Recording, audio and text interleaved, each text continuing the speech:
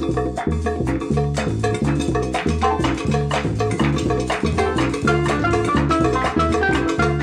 what do you do anyway? Well, technically I build solar cells, but I like to think of myself as global warming's worst nightmare. Seriously? You're kidding me, right? Yeah, I know that some people think that solar cells are kind of dull, but I think I can convince you that they're really rather romantic. Really? How? Tell me. Well, give me a minute to try and explain. A solar cell is just a device that converts light to electricity. Their basic workings are very simple. It's about the attraction between excited charged particles. It's really quite a lot like the cocktail party down here. A solar cell is a special device which has two sides. One side with a lot of negative charges, and one with a lot of positive charges, all milling about in a sea of atoms. There is a boundary between the two sides, which positive and negative charges randomly cross and mingle. Look, there they go now. Because like charges repel, positive charges, which have crossed the boundary, prevent any additional positive charges from following them. And negative charges do the same. In the language of solar cells, the force keeping positive and negative charges away from the boundary is called an electric field.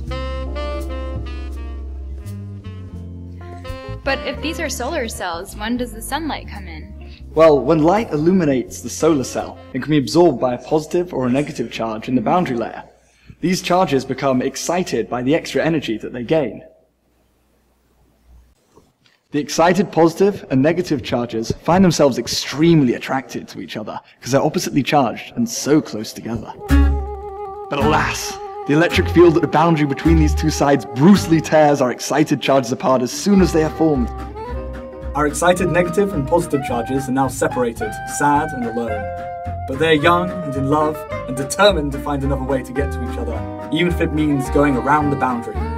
If we make another path between the two sides of the solar cell, then our charges can be reunited. This is accomplished by joining the two sides with a wire. When the charges move through the wire, we generate electricity. Ah yes, love is powerful. And this is how a solar cell turns solar power into electrical power. But let's be honest, life is not a fairy tale. All the light that hits the solar cell is not turned into electricity. In the real world, everything can go wrong. The light might not have enough energy to excite the charge. Our charges might get stuck before they make it to the wire.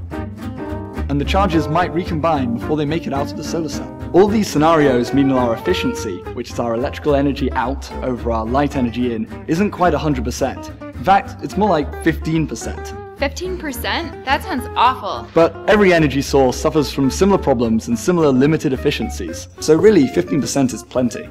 Oh, okay. So what's the holdup then?